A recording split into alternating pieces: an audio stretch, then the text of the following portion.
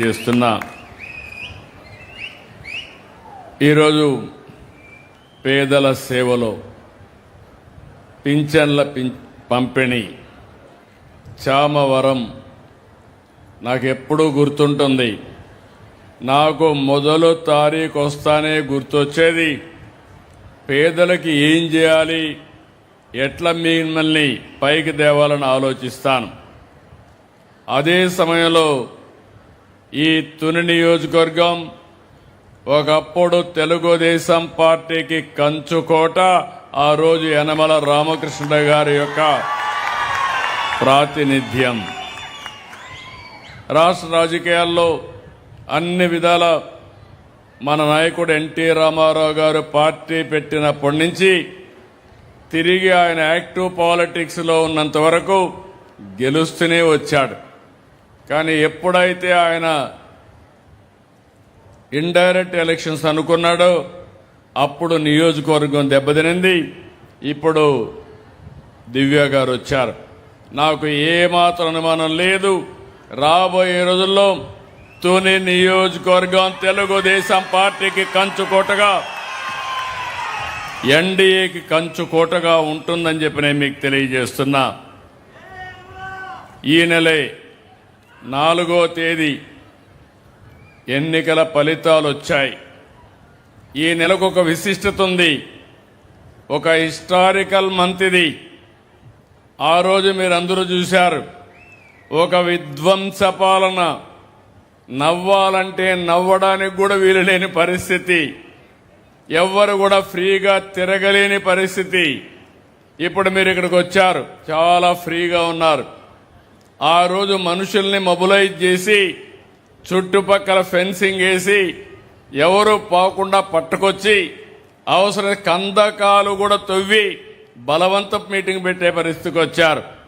మీ మనసుల్లో మేము ఉండాలి, కానీ బలవంతం చేస్తే ఎవ్వరూ సహించరని మరొక్కసారి మీ అందరికీ తెలియజేస్తున్నా. అందుకే ఆ రోజు నేను మా మిత్రుడు పవన్ కళ్యాణ్ గారు ఆలోచించాం.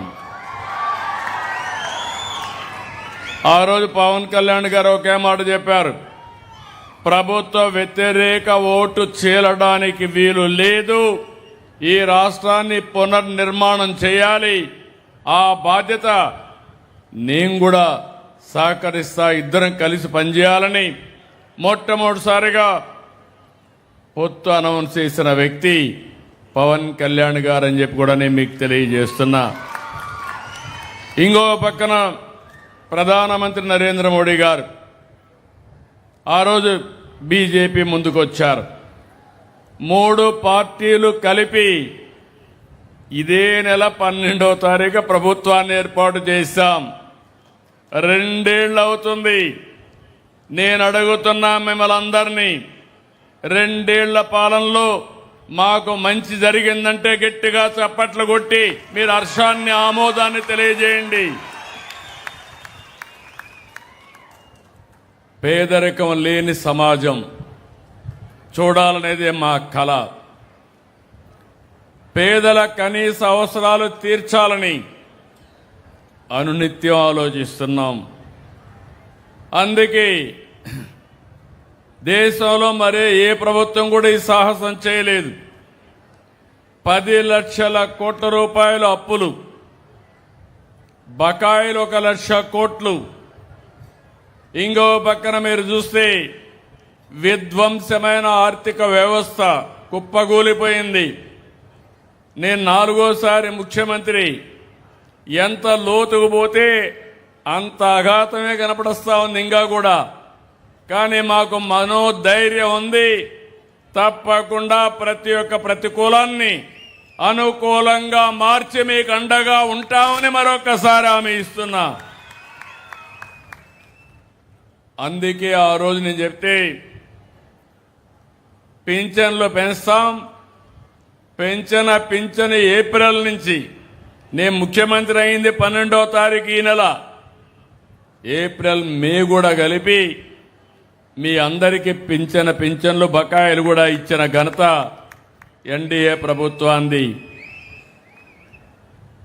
4,000 రూపాయలు 6,000 రూపాయలు, 10,000, 15,000 పూర్తిగా బెడ్కే పరిమితమైతే 15,000 రూపాయలు ఇచ్చే ఏకైక ప్రభుత్వం భారతదేశంలో ఒక్క తెలుగుదేశం ఎన్డీఏ ప్రభుత్వమే. ఇంకొక పక్క ఇప్పటి వరకు 65,887 కోట్లు ఇచ్చాం. సంవత్సరానికి 32,000 కోట్లు అవుతుంది. ఒక పక్క గుంతలబడిన రోడ్లు, తాగేదానికి నీళ్లు లేని పరిస్థితి, ఇంకొక పక్క అప్పులు మామూలుగా ఇచ్చేవాడు కూడా ముందుకు రాడు. అలాంటి పరిస్థితి నుంచి ఇప్పటి వరకు ఈ డబ్బులు ఇచ్చాం. సంవత్సరానికి మళ్ళీ 33,000 కోట్లు ఇవ్వాల్సి వస్తుంది, ఇస్తాం. ఇంకో పక్క మనతో సమానంగా బాగుండే రాష్ట్రాలు ఉన్నాయి, ఎవ్వరూ ఇవ్వడం లేదు. నేను ఎంత శ్రద్ధ పెట్టానంటే మొదటి తారీఖు వస్తే ఇమ్మనొచ్చు, నేను కూడా బటన్ నొక్కచ్చు. కానీ నేను నేరుగా వచ్చి ఆ పేదవాడి ఇంటికొచ్చి ఇంటి దగ్గర పింఛనిచ్చినప్పుడు నా అధికార యంత్రాంగం సరిగా పనిచేస్తున్నారా లేదా అని ఎప్పటికప్పుడు సమీక్షించినప్పుడు ఉండే ఆనందం మామూలు అప్పుడు రాదని చెప్పి కూడా నేను మీకు తెలియజేసిన. బటన్ నొక్కితే ఆ ఆనందం ఉండదు, పైశాచిక ఆనందం ఉంటుంది. అందుకే ఈరోజు మీరు చూసినప్పుడు ఇక్కడ మీరందరూ ఉన్నారు. వృద్ధాప్య పింఛన్లు 17,54,000 మందికి ఇస్తున్నాం. దీనికి 734 కోట్ల రూపాయలు ఖర్చు పెడుతున్నాం. ఇంకొక పక్క మీరు చూస్తే ఈ నెలలో 2,729 కోట్ల రూపాయలు ఖర్చు పెట్టాం. 62,34,000 మందికి, అంటే దగ్గర 63,34,000 కుటుంబాలకి ఆర్థిక సహాయం చేస్తున్నాం. తూర్పు గోదావరి జిల్లాలో మాత్రం 119 కోట్లు ఇస్తున్నాం. 2,71,000 మందికి ఇస్తున్నాం. ఒక్క తుని 37,000 మందికి ఇస్తున్నాం. 16 కోట్ల రూపాయలు ఖర్చు పెడుతున్నాం. ఒక్క చామవరం 391 మందికి 17 లక్షలు నెలకు ఖర్చు పెడుతున్నాం. ఎవరైనా ఒక నెల తీసుకోకపోతే రెండో నెల కూడా తీసుకోకపోతే మూడో నెల కూడా ఇస్తున్నాం. అంత మునిపి ఇచ్చేవాళ్ళు కాదు. నేను ఒకటి ఆలోచించాను, పేదవాడు ఏదైనా అవసరం కొద్ది బయట పోతే, బంధువులింటికి పోతే ఎగ్గొట్టడం మంచిది కాదు, మిగలబెట్టుకోవడం మంచిది కాదు. అవసరమైతే మళ్ళీ నెలవారీగా ఇవ్వాలని చెప్పి ఇచ్చాం. ఇంకో పక్క ఎవరైనా భర్త చనిపోతే భార్య అనాథ కాకూడదని అదే నెలలో పింఛన్లు ఇస్తున్నాం. ఈ నెలలో 5,606 మందికి 2,24,00,000 రూపాయలు శాంక్షన్ చేశాం. ఎవ్వరి దగ్గరికి పోయే పని లేదు, నేరుగా మీకు ఆ నెలకే ఇస్తున్నాం. ఒక పక్క ఇంట్లో భర్త చనిపోయినప్పుడు భార్య దిగులు పడకుండా, వేరే వాళ్ళపైన ఆధారపడకుండా దీనికి కూడా ఇచ్చేసాం. నా ఆలోచన ఒకటే, ప్రతి ఒక్క కుటుంబాన్ని ఆదుకోవాలి. అదే సమయంలో అందరినీ పైకి తీసుకురావాలి. ఈరోజు సంక్షేమ కార్యక్రమాలు మీరు చూస్తే 2, 3, 4 కూడా వస్తున్నాయి. దీనికి నేను ఆనందపడుతున్నా. విద్యార్థుల తల్లికి వందనం. ఎంతమంది పిల్లలుంటే అంతమంది పిల్లలకి 15,000 రూపాయలు అందజేస్తున్నాం. ఇంకొక పక్కన ఈ నెలలోనే మళ్ళీ, లేకపోతే నెక్స్ట్ నెలలో స్కూళ్ళ తెరవంగానే మీకు తల్లికి వందనం మీ అకౌంట్లో వేసే బాధ్యత ఈ ప్రభుత్వానిది. మా ఆడబిడ్డల కోసం స్త్రీ శక్తి, ఉచిత ప్రయాణ సౌకర్యం, మీరెక్కడికి పోవాలన్నా ఎవ్వరి దయాదాక్షిణాలు లేకుండా ఈరోజు ఈ మీటింగ్లో కూడా మెజారిటీ మా ఆడబిడ్డలే వచ్చారు. మనస్ఫూర్తిగా అభినందిస్తున్నా. ఆశీర్వదించండి, సహకరించండి. కడారి పార్లమెంట్ అసెంబ్లీలో కూడా మా ఆడబిడ్డలకి 33% సీట్లు ఇప్పించి రాజకీయంగా మిమ్మల్ని పైకి తీసుకొచ్చే బాధ్యత మేము తీసుకుంటాం, కేంద్రం తీసుకుంటుంది. ఇంకొక పక్కన మొన్నే నేను చెప్పాను, డాక్రా సంఘాలు నేను పెట్టిన సంఘాలే ఈరోజు 1 లక్ష మంది ఒక సంవత్సరంలో ఎంఎస్ఎంఈలు పెట్టారు. ఇప్పుడు 5 లక్షలు టార్గెట్ పెట్టుకున్నాను. మీరు రాబోయే రోజులు ఉత్పత్తి చేసే ఉత్పత్తుల్ని ప్రపంచ మార్కెట్కి పంపించే బాధ్యత నాది, నాతో సహకరించే బాధ్యత మా ఆడబిడ్డలదని మరొకసారి కోరుతున్నా. ఈరోజు ఇంకో పక్క దీపం, గ్యాస్ రేట్లు పెరుగుతున్న యుద్ధం కారణంగా, కానీ మా ఆడబిడ్డలకు మాత్రం చెప్పిన మాట ప్రకారం 3 సిలిండర్లు ఇస్తున్నాను.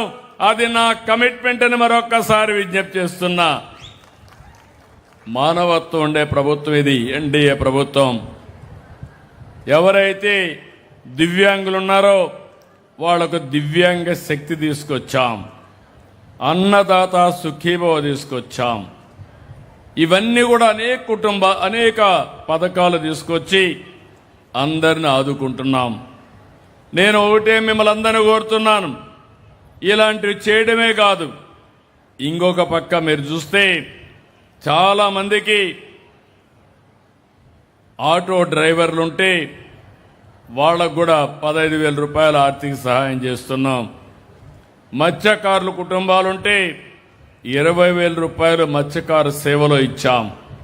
చేనేత కుటుంబాలుంటే 200 యూనిట్లు ఉచితంగా మరమగ్గాలకి 500 యూనిట్లు పవర్ లూమ్స్కి ఇస్తున్నాం. ఇవన్నీ చేసి ప్రతి ఒక్క కుటుంబానికి తక్షణ సాయం అందించే విధంగా, మీకు జీవన ప్రమాణాలు పెంచే విధంగా ఈ ప్రభుత్వం వర్కౌట్ చేస్తూ ఉంది. అయితే ఎప్పుడు కూడా మీరు ఒక విషయం గుర్తుపెట్టుకోవాలి, ఈరోజు గడిస్తేనే లాభం లేదు, భవిష్యత్తు కూడా ఆశాజనకంగా ఉండాలి. ఈరోజు మీరు పిల్లల్ని చదివిస్తున్నారు, బాగా చదివిస్తున్నారు. చదివిన తర్వాత ఉద్యోగం లేకపోతే నేర్చుకున్న చదువు కూడా నిరర్థకం అవుతుంది. అందుకే ఈరోజు ఈ ప్రభుత్వం అన్ని కూడా బ్యాలెన్స్ చేస్తున్నాం. సంక్షేమం, అభివృద్ధి, సుపరిపాలన, ఈ 3 కూడా కలిపి ముందుకు తీసుకుపోతున్నాం. ఈరోజు మీరు చూస్తే 23 లక్షల కోట్ల రూపాయలు 23 నెలల్లో పెట్టుబడులు సాధించిన ఏకైక ప్రభుత్వం భారతదేశంలో ఎన్డీఏ ప్రభుత్వం.